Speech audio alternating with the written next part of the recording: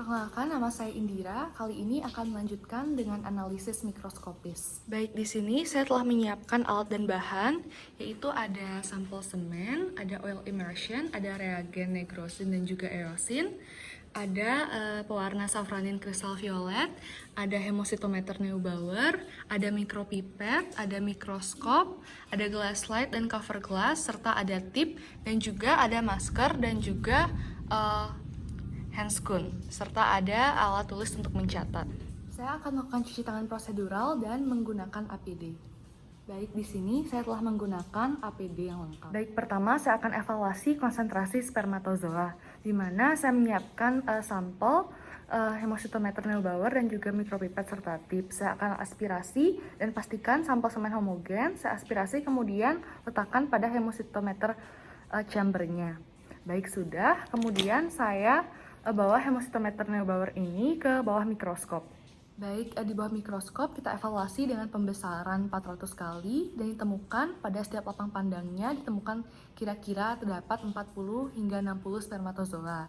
Kemudian kita hitung jumlah spermatozoanya pada kamar hitung. Di sini kita hitung pada kotak kelima, di mana kita hitung 3 layer atas terdapat 47 spermatozoa dan 3 layer bawah terdapat 28 spermatozoa.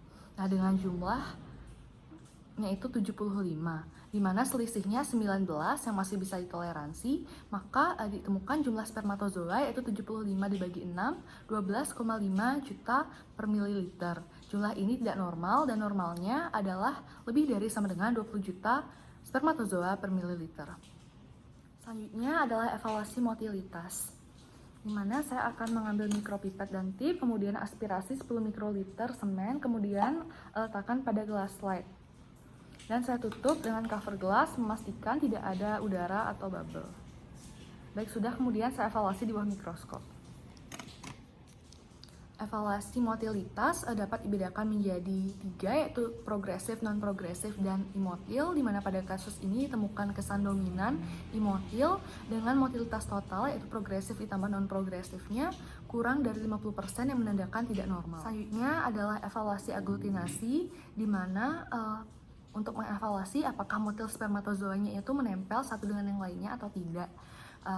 Di bawah mikroskop dapat kita lihat di mana aglutinasinya negatif, yaitu normal kurang dari 5%. Selanjutnya di bawah mikroskop juga dilakukan evaluasi apakah ada sel-sel lainnya, di mana pada sampel ini tidak ditemukan adanya eritrosit, sel bulat, ataupun sel spermatozoa imatur. Namun ditemukan adanya debris, kristal, dan juga ada leukosit, namun dalam jumlah yang normal, yaitu kurang dari 1 juta per mililiter.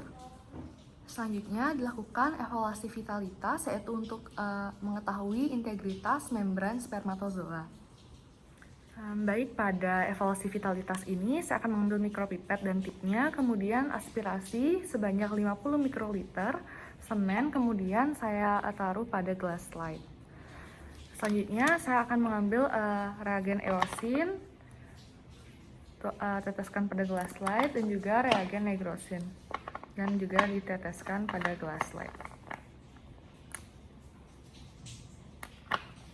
Kemudian homogenisasi, dan ketika sudah homogen itu akan dibuat smearnya.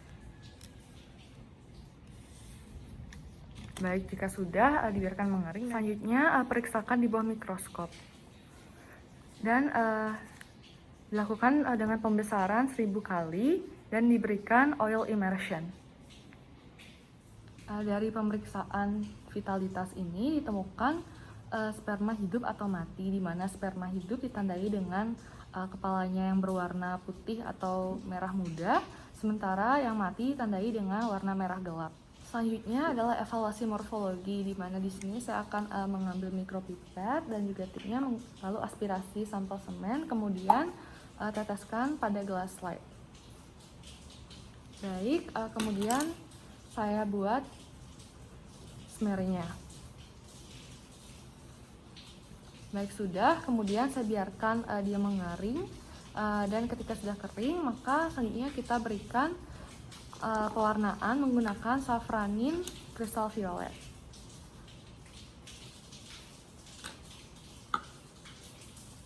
Selanjutnya dilihat di bawah mikroskop dengan pembesaran 1000 kali. Pada evaluasi morfologi di bawah mikroskop ditemukan hampir semua spermatozoa dalam morfologi tidak normal, yaitu tidak lengkap struktur cap atau akrosom, kepala, leher, dan juga ekornya. Di mana pada sampel ini hanya ditemukan 0,5% dari total spermatozoa dengan morfologi normal. Di mana batas normal yaitu lebih dari sama dengan 5% morfologi normal dari total spermatozoa. Baik, sekian pemeriksaan evaluasi makroskopis dan mikroskopis. Selanjutnya saya akan merapikan alat dan bahan, membuang bahan-bahan sekali pakai, dan juga melepas APD serta mencuci tangan prosedural. Baik Bapak, terima kasih telah menunggu hasil pemeriksaan analisa spermanya. Di sini saya telah memiliki laporan hasil analisanya dan saya akan menjelaskan hasilnya kepada Bapak.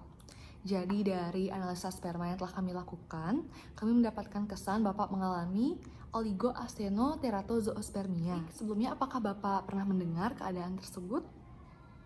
Baik, tidak Bapak ya, jadi saya akan menjelaskan. Oligoastenoteratozoospermia ini merupakan keadaan di mana oligo yang berarti jumlah spermatozoanya kurang, asteno yang berarti gerakan spermanya tidak baik, dan juga terato yang berarti morfologi atau bentuk dari spermatozoa itu sendiri tidak baik, sehingga tidak dapat mencapai sel telur. Nah, dari hasil pemeriksaan ini, oligoastenoteratozoospermia ini dapat disebabkan oleh berbagai macam hal. Penyebabnya seperti Bapak ada mengkonsumsi obat-obatan sebelumnya ataukah ada penyakit lainnya.